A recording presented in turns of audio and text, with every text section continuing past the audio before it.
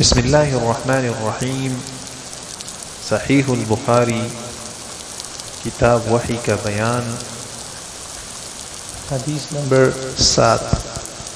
حضرت ابن عباس رضی اللہ تعالیٰ عنہ سے سفیان بن حرب نے بیان کیا کہ ہرقل نے ان کے پاس ایک شخص کو بھیجا اور وہ اس وقت قریش کے چند سرداروں میں بیٹھے ہوئے تھے اور وہ لوگ شام میں تاجر کی حیثیت سے گئے تھے۔ یہ واقعہ اس زمانے میں ہوا جب کہ رسول اللہ صلی اللہ علیہ وسلم نے ابو سفیان اور دیگر کفار قریش سے ایک محدود عہد کیا تھا۔ غرض سب قریش ہرقل کے پاس آئے۔ یہ لوگ اس وقت ایلیا میں تھے، تو ہرقل نے ان کے اپنے پاس دربار میں طلب کیا اور اس کے گرد سرداران روم بیٹھے ہوئے تھے۔ پھر ان سب قریشوں کو اس نے اپنے قریب بلایا، اپنے ترجمان کو طلب کیا، قریشیوں سے مخاطب ہو کر کہا کہ تم میں سب سے زیادہ اس شخص کا قریب النسب کون ہے جو اپنے آپ کو نبی کہتا ہے؟ ابو سفیان کہتے ہیں میں نے کہا میں ان سب سے زیادہ ان کا قریبی رشتہ دار ہوں۔ یہ سن کر ہرقل نے کہا کہ ابو سفیان کو میرے قریب کر دو اور اس کے ساتھی کو بھی اس کے قریب رکھو اور ان کو ابو سفیان کی پس پشت کھڑا کر دو۔ پھر ترجمان سے کہا کہ ان لوگوں سے کہو کہ میں ابو سفیان سے اس شخص کا حال پوچھتا ہوں جو اپنے آپ کو نبی کہتا ہے، اگر مجھ سے جھوٹ بیان کرے تو تم فوراً اس کی تکذیب کر دینا۔ ابو سفیان کہتے ہیں کہ اللہ کی قسم اگر مجھے اس بات کی غیرت نہ ہوتی کہ لوگ میرے اوپر جھوٹ بولنے کا الزام لگائیں گے تو یقیناً میں آپ کی نسبت غلط باتیں بیان کر دیتا۔ غرض سب سے پہلے جو ہرقل نے مجھ سے پوچھا وہ یہ تھا کہ اس نے کہا کہ اس کا نسب تم لوگوں میں سے کیسا ہے؟ میں نے کہا وہ ہم میں بڑے نسب والے ہیں۔ پھر ہرقل نے کہا کہ کیا تم میں سے کسی نے اس سے پہلے بھی اس بات نبوت کا دعویٰ کیا ہے؟ میں نے کہا نہیں۔ پھر ہرقل نے کہا کہ کیا ان کے باپ دادا میں کوئی بادشاہ گزرا ہے؟ میں نے کہا نہیں۔ پھر ہرقل نے کہا کہ امیر لوگ ان کی پیروی کر رہے ہیں یا کمزور؟ میں نے کہا نہیں بلکہ کمزور۔ پھر ہرقل بولا آیا ان کے پیروکار روز بروز بڑھتے جاتے ہیں یا گھٹتے جاتے ہیں؟ میں نے کہا کم نہیں ہوتے بلکہ زیادہ ہو جاتے ہیں۔ ہرقل بولا آیا ان میں سے کوئی شخص ان کی دین میں داخل ہونے کے بعد دین کی شدت کے باعث اس دین سے خارج بھی ہو جاتا ہے؟ میں نے کہا کہ نہیں۔ پھر ہرقل نے کہا کہ کیا وہ کبھی وعدہ خلافی کرتے ہیں؟ میں نے کہا نہیں، اور اب ہم ان کی مہلت میں ہیں، ہم نہیں جانتے کہ وہ اس مہلت کے زمانے میں کیا کریں گے، وعدہ خلافی یا اعفاء عہد۔ ابو سفیان کہتے کہ سوائے اس کلمہ کہ مجھے اور کوئی موقع نہ ملا کہ میں کوئی بات آپ صلی اللہ علیہ وسلم کی حالت میں داخل کر دیتا۔ ہرقل نے کہا آیا تم نے کبھی اس سے جنگ کی ہے؟ میں نے کہا ہاں۔ تو بولا تمہاری جنگ ان سے کیسی رہتی ہے؟ میں نے کہا کہ لڑائی ہمارے اور ان کے درمیان ڈول کی مثل رہتی ہے کہ کبھی وہ ہم سے جنگ جیتتے ہیں اور کبھی ہم ان سے جیتتے ہیں، یعنی کبھی ہم فتح پاتے ہیں اور کبھی وہ۔ ہرقل نے پوچھا کہ وہ تم کو کیا حکم دیتے ہیں؟ میں نے کہا کہ وہ کہتے ہیں صرف اللہ کی عبادت کرو اور اس کے ساتھ کسی کو شریک نہ کرو، اور شرک کی باتیں جو تمہارے باپ دادا کیا کرتے تھے چھوڑ دو، اور ہمیں نماز پڑھنے اور سچ بولنے اور پرہیزگاری اور صلح رحمی کا حکم دیتے ہیں۔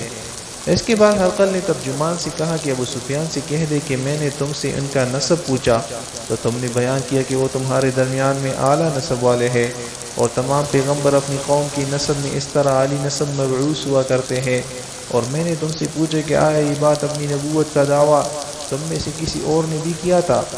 تو تم نے بیان کیا کہ نہیں، میں نے اپنے دل میں سمجھ لیے کہ اگر یہ بات ان سے پہلے کوئی کہہ چکا ہے تو میں کہہ دوں گا کہ وہ ایک شخص ہے جو اس قول کی تقلید کرتے ہیں جو ان سے پہلے کہا جا چکا ہے۔ اور میں نے تم سے پوچھا کہ ان کے باپ دادا میں کوئی بادشاہ تھا؟ تو تم نے بیان کیا کہ نہیں، بس میں نے اپنے دل میں سمجھ لیا کہ ان کے باپ دادا میں سے کوئی بادشاہ ہوا ہوگا، تو میں کہہ دوں گا کہ وہ ایک شخص ہے جو اپنے باپ دادا کا ملک حاصل کرنا چاہتا ہے۔ اور میں نے تم سے پوچھا کہ آیا اس سے پہلے کہ انہوں نے یہ بات کہی ہے ان پر کبھی جھوٹ کا تہمت لگائی گئی ہے؟ تو تم نے کہا کہ نہیں، بس اب میں یقیناً جانتا ہوں کہ کوئی شخص ایسا نہیں ہو سکتا کہ لوگوں پر جھوٹ نہ بولے اور اللہ پر جھوٹ بولے۔ اور میں نے تم سے پوچھا کہ آیا بڑے لوگوں نے ان کی پیروی کی ہے یا کمزور لوگوں نے؟ تو تم نے کہا کہ کمزور لوگوں نے ان کی پیروی کی ہے۔ دراصل تمام پیغمبروں کی پیروی یہی لوگ ہوتے رہتے ہیں۔ اور میں نے تم سے پوچھا کہ ان کی پیرو پیروکار زیادہ ہو جاتے ہیں یا کم؟ تو تم نے بیان کیا کہ وہ زیادہ ہوتے جاتے ہیں۔ در حقیقت ایمان کا کمال کو پہنچنے تک یہی حال ہوتا ہے۔ اور میں نے تم سے پوچھا کہ کیا کوئی شخص اس کے بعد ان کی دین میں داخل ہو جائے، ان کی دین سے ناخوش ہو کر دین سے پھر بھی جاتا ہے؟ تو تم نے بیان کیا کہ نہیں، اور ایمان کی یہی صورت ہے جبکہ اس کی بشاشت دلوں میں بیٹھ جائے۔ اور میں نے تم سے پوچھا کہ آیا وہ وعدہ خلافی کرتے ہیں؟ تو تم نے بیان کیا کہ نہیں۔ بات یہ ہے کہ اسی طرح تمام پیغمبر وعدہ خلافی نہیں کرتے۔ اور میں نے تم سے پوچھا کہ وہ تمہیں کس بات کا حکم دیتے ہیں؟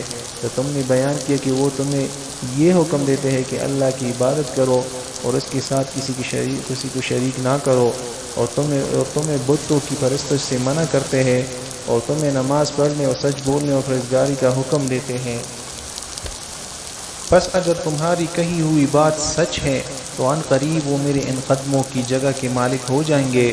اور بے شک میں قطب سابقہ سے جانتا تھا کہ وہ ظاہر ہونے والے ہیں، مگر میں یہ نہیں جانتا تھا کہ وہ تم میں سے ہوں گے۔ پس اگر میں جانتا کہ ان تک پہنچ سکوں گا تو یقیناً میں ان سے ملنے کا بڑا اہتمام کرتا، اگر میں ان کے پاس ہوتا تو یقیناً میں ان کے پیروں کو دھوتا۔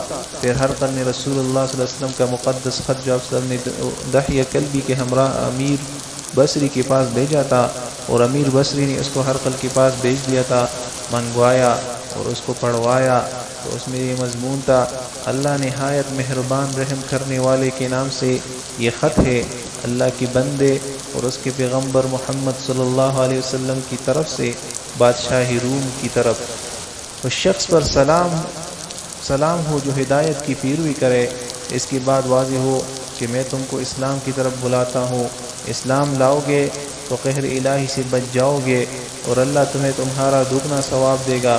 اگر تم میری دعوت سے منہ پھیرو گے تو بلا شبہ تم پر تمہاری تمام رعیت کی ایمان نہ لانے کا گناہ ہوگا۔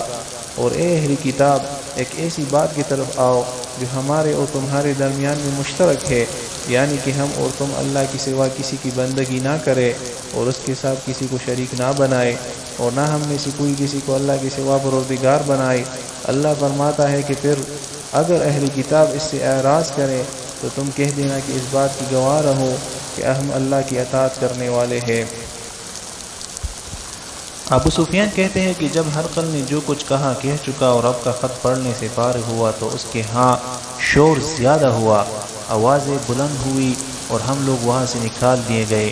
تو میں نے اپنے ساتھیوں سے کہا کہ دیکھو تو ابو کبشہ کے بیٹے محمد صلی اللہ علیہ وسلم کا کام ایسا بڑھ گیا کہ اس سے بنی اسفر روم کا بادشاہ خوف رکھتا ہے۔ بس اس وقت سے مجھے ہمیشہ کے لیے اس کا یقین ہو گیا کہ آن حضرت صلی اللہ علیہ وسلم ضرور غالب ہو جائیں گے، یہاں تک کہ اللہ نے مجھے اسلام میں داخل فرمایا۔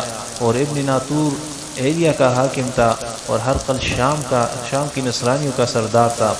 بیان کیا جاتا ہے کہ ہرقل جب ایریا میں آیا تو ایک دن صبح کو بہت پریشان خاطر اٹھا، تو اس کے بعض خواص نے کہا کہ ہم اس وقت آپ کی حالت خراب پاتے ہیں۔ ابن ناطور کہتا ہے کہ ہرقل کاہن تھا، نجوم میں مہارت رکھتا تھا۔ اس نے اپنے خواص سے جب کہ انہوں نے پوچھا یہ کہا، میں نے رات کو جب نجوم میں نظر کی تو دیکھا کہ ختنہ کرنے والا بادشاہ غالب ہو گیا، تو دیکھو کہ اس زمانے کے لوگوں میں ختنہ کون کرتا ہے؟ لوگوں نے کہا کہ سوائے یہود کی کوئی ختنہ نہیں کرتا۔ تو یہود کی طرف سے آپ اندیشہ نہ کرے اور اپنے ملک کے بڑے بڑے شہروں میں لکھ بھیجے کہ جتنے یہود وہاں میں ہے سب قتل کر دیے جائے۔ بس وہ لوگ اپنی اس تدبیر میں تھے کہ ہرقل کے پاس ایک آدمی لایا گیا جسے غسان کے بادشاہ نے بھیجا تھا۔ اس نے رسول اللہ صلی اللہ علیہ وسلم کی خبر بیان کی۔ جب ہرقل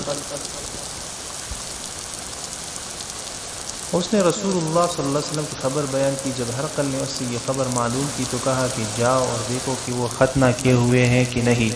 لوگوں نے اس کو دیکھا تو بیان کیا کہ وہ ختنے کیے ہوئے ہیں، اور ہرقل نے اس سے عرب کا حال پوچھا تو اس نے کہا کہ وہ ختنہ کرتے ہیں۔ تب ہرقل نے کہا کہ یہی نبی صلی اللہ علیہ وسلم زمانے کے لوگوں کا بادشاہ ہے جو روم پر غالب آئے گا۔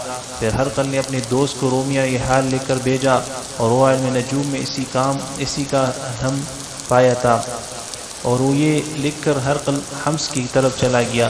پھر حمص سے باہر نہیں جانے پایا کہ اس کے دوست کا خط اس کے جواب میں آ گیا۔ وہ بھی نبی کریم صلی اللہ علیہ وسلم کی ظہور کے بارے میں ہرقل کی رائے کی موافقت کرتا تھا، اور یہ اس نے لکھا تھا کہ وہ نبی ہے۔ اس کے بعد ہرقل نے سرداران روم کو اپنے محل میں جو حمص میں تھا طلب کیا اور حکم دیا کہ محل کے دروازے بند کر لیے جائے، تو وہ بند کر دیے گئے۔ اور ہرقل نے اپنے گھر سے باہر آیا تو کہا کہ اے روم والو، کیا ہدایت اور کامیابی میں کچھ حصہ تمہارا بھی ہے، اور تمہیں یہ منظور ہے کہ تمہاری سلطنت قائم رہے؟ اگر ایسا چاہتے ہو تو اس نبی کی بیعت کر لو۔ تو اس کے سنتے ہی وہ لوگ وحشی گدوں کی طرح دروازوں کی طرف بھاگ گئے تو کواڑوں کو بند پایا۔ بالآخر جب ہرقل نے اس درجے ان کی نفرت دیکھی اور ان کے ایمان لانے سے مایوس ہو گیا تو بولا کہ ان لوگوں کو میرے پاس واپس لاؤ۔ جب وہ آئے تو ان سے کہا، میں نے یہ بات ابھی جو کہی تو اس سے تمہاری دین کی مضبوطی کا امتحان لینا تھا، وہ مجھے معلوم ہو گئی۔ تب لوگوں نے اس سے سجدہ کیا اور اس سے خوش ہو گئے۔ ہرقل کی آخرت حالت یہی رہی۔ ابو عبداللہ کہتا ہے کہ اس حدیث کو شعیب کے علاوہ صالح بن کیسان اور یونس اور معمر نے بھی زہری سے روایت کیا ہے۔